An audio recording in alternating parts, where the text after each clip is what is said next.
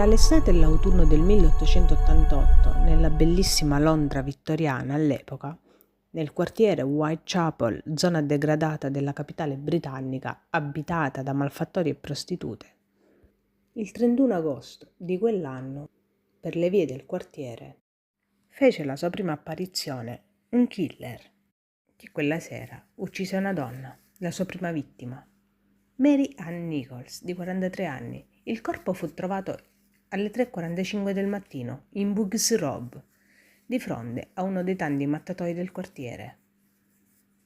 La vittima presentava la gola recisa, fin quasi alla decapitazione. Decine di fendenti gli erano stati inferte sul ventre, dai quali fuoriusciva in parte l'intestino. Gli organi genitali presentavano gravissime lesioni da taglio. In seguito all'autopsia si ipotizzò che l'assassino fosse mangino, ma ciò venne smentito in seguito. A distanza di pochi giorni, esattamente l'8 settembre del 1888, trovato da un fattorino in un cortile, fu trovato un secondo cadavere, sempre di una donna. La donna in questione si chiamava Annie Chapman, di 47 anni. Come nel primo caso, anche la sua gola era stata squarciata del tutto, il ventre era aperto e gli intestini erano appoggiati sulla spalla destra, mentre gli organi genitali e 2/3 della vescica erano stati esportati. Ai piedi della vittima furono rinvenute alcune monete e un pezzo di lettera insanguinata, datata 20 agosto. Gli investigatori cominciarono le indagini. Avevano a che fare con un assassino seriale e dalla brutalità degli omicidi fu soprannominato Jack lo Squartatore, un nome ormai conosciuto in tutto il mondo e che tutt'oggi rimane un mistero. Le indagini cominciarono con gli interrogatori dei vicini.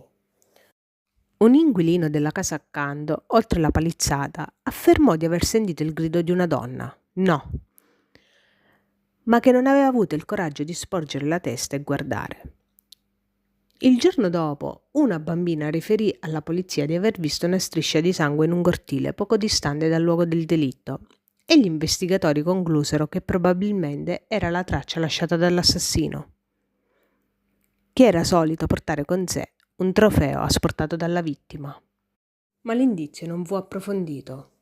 Per questo omicidio fu arrestato John Pizer, un ebreo proprietario di una bottega per la lavorazione del cuoio nel quartiere, a causa di un grembiule di cuoio trovato nei pressi del luogo del delitto.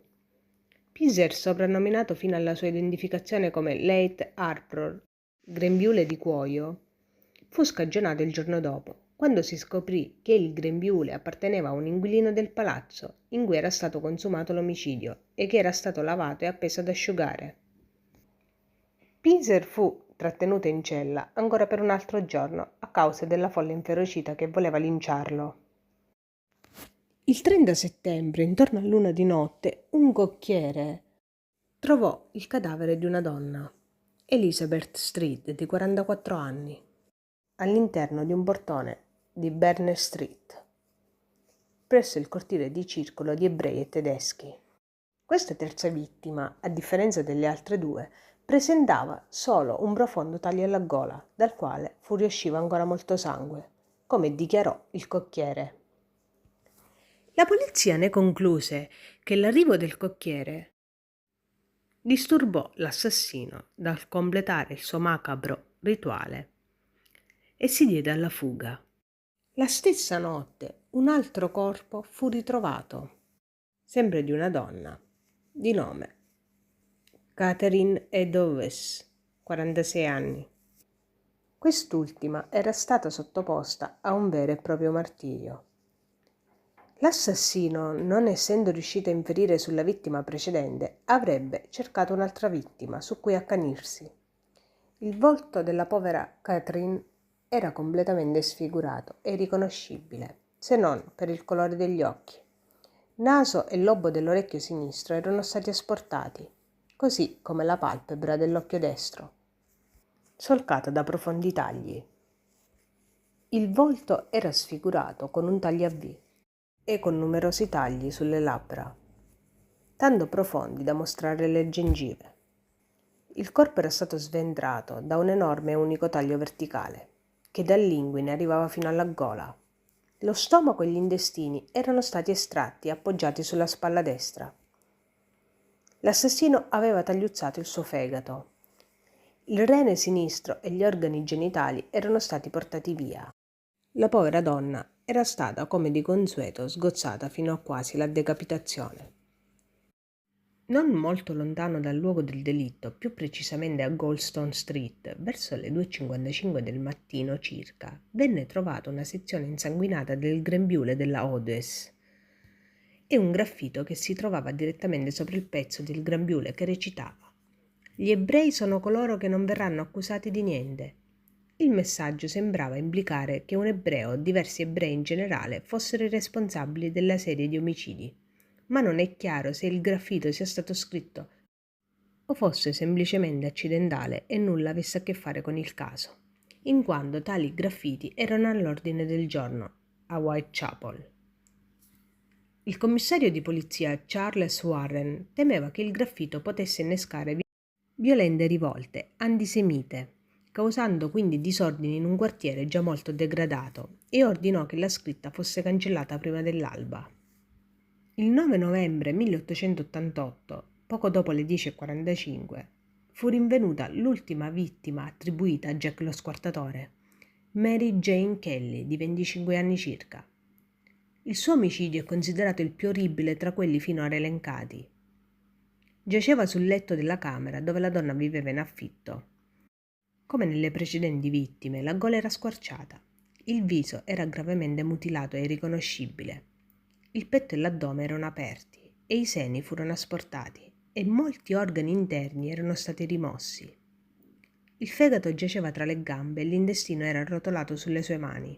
Il suo utero, i reni e un seno erano posizionati sotto la sua testa.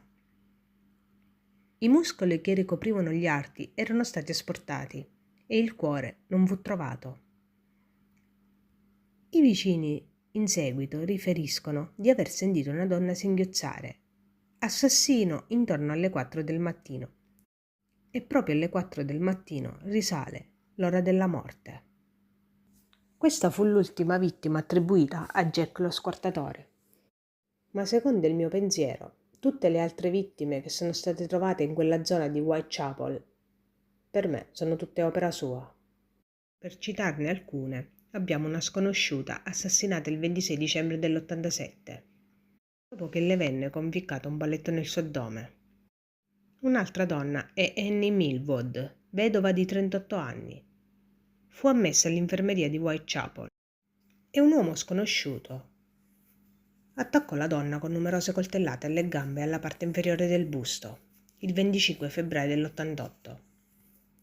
Informando il personale che era stata attaccata da questo uomo sconosciuto, la donna riuscì a scappare e a sopravvivere, ma morì di morte naturale il mese successivo, il 31 marzo. Il 3 aprile, sempre del 1888, fu aggredita un'altra donna, Emma Elizabeth Smith, una vedova di 45 anni. Fu picchiata e stuprata con uno strumento non affilato che provocò la rottura del perineo. Però piano piano riuscì a tornare alla locanda in cui risiedeva, ma lamentando forti dolori al basso ventre, nonostante il ricovero al London Hospital, in seguito morì per le gravi lesioni riportate interne. Tutte queste donne potrebbero essere state uccise da Jack lo Squartatore, ma non è mai stato confermato. Tanti altri corpi di donne furono trovati in quell'anno e anche se si sospetta che l'assassino sia stato Jack lo Squartatore, non ci sono le prove, non ci sono collegamenti. Quindi a oggi le vittime accertate di Jack lo Squartatore sono le prime 5 nominate in questo video. Durante il periodo in cui sono avvenuti i delitti, la polizia e i giornali hanno ricevuto innumerevoli lettere riguardanti il caso. Alcune erano di persone ben intenzionate che fornivano informazioni per la cattura dell'assassino. La prima, datata 25 settembre dell'88, fu ricevuta alla Central News Agency il 27 settembre dell'88. È la prima che riporta la firma Jack lo Squartatore. La polizia però non ritenne la lettera autentica e non gli diede importanza. La seconda ricevuta l'1 ottobre dell'88. L'autore della lettera questa volta minacciò di uccidere 2 vittime temporaneamente. E nella notte del 30 settembre, nel giro di un'ora, vengono rinvenuti 2 corpi di Elizabeth Stride e Catherine Eddowes. Scusate le pronunce. Il 16 ottobre dell'88 un'altra lettera fu accompagnata da una piccola scatola contenente la metà di un rene umano, conservato in alcol elitico. Era uno dei reni della Doves ed era stato rimosso dal cadavere. Il medico che esaminò il rene confermò che il rene che era stato estratto assomigliava a quello di Catherine Eddowes. La lettera e il rene andarono successivamente perduti insieme ad un altro materiale sul caso. Il dottor Thomas Bond cercò di redigere un profilo della personalità criminale di Jack lo Squartatore, su incarico degli investigatori, e nelle sue note, datate 10 novembre 88, attribuì natura sessuale agli omicidi, pur senza violenza sessuale, associata a elementi collerici e di apparente misoginia. Cercò altresì di ricostruire l'omicidio e di interpretare lo schema comportamentale del criminale. La profilazione evidenziava come gli omicidi fossero stati commessi da un solo individuo, un maschio fisicamente prestante, audace e imperturbabile allo stesso tempo. Lo sconosciuto sarebbe apparso innocuo, forse un uomo di mezza età e ben vestito, probabilmente con un mantello per nascondere i sanguinosi effetti dei suoi attacchi. Ipotizzò anche che il soggetto soffrisse di una condizione chiamata ad oggi ipersessualità, una devianza sessuale, e che l'uomo non possedesse alcuna conoscenza anatomica. Non poteva dunque essere né un chirurgo né un macellaio, in quanto non vi era precisione nei tagli. Bond concluse che lo stesso criminale fosse il responsabile dell'assassinio di Alice Mackenzie. Ad oggi il profilo di Jack lo Squartatore, modernizzato dai profiler dell'FBI, hanno realizzato il seguente profilo. Individuo maschio bianco, di età compresa fra i 28 e i 36 anni, con un'infanzia caratterizzata da una figura paterna assente o passiva. L'omicida probabilmente viveva o lavorava nell'area di Whitechapel ed esercitava una professione in cui poteva legalmente soddisfare le sue tendenze distruttive, ma comunque di modesta estrazione sociale. Probabilmente era l'assistente di un medico, o forse esercitava un lavoro umile, come il macellaio o l'artigiano. L'omicida molto probabilmente aveva anche qualche difetto fisico, o forse era afflitto da una grave malattia, entrambi condizioni che potrebbero aver causato in lui una grande frustrazione o rabbia. Tante teorie sono state fatte sull'identità di Jack lo Squartatore. Sulla possibile identità di Jack lo Squartatore sono state fatte tante teorie, inconcludenti, perché ad oggi l'identità di Jack rimane un mistero. Nel 2014 alcuni giornali hanno riportato che la comparazione del DNA ricavato dal sangue rappreso su una sciarpa trovata vicino alla quarta vittima, Catherine Eddowes, e i discendenti dei sospettati si era arrivati a identificare con certezza l'assassino in un barbiere ebreo polacco di nome Aaron Komiński. L'uomo ha trascorso la parte finale della sua vita in un manicomio a causa della sua schizofrenia ed è morto nel 1919 per una gangrena alla gamba. Tuttavia la comparazione non è stata ritenuta attendibile, come inizialmente affermato a causa di alcuni errori durante la procedura dell'analisi genetica dei campioni estratti. E pertanto l'identità di Jack ancora rimane avvolta nel mistero. La figura di questo killer, Jack lo Squartatore, è stata usata per film, fumetti, giochi, televisione, videogiochi, giochi da tavolo, musica.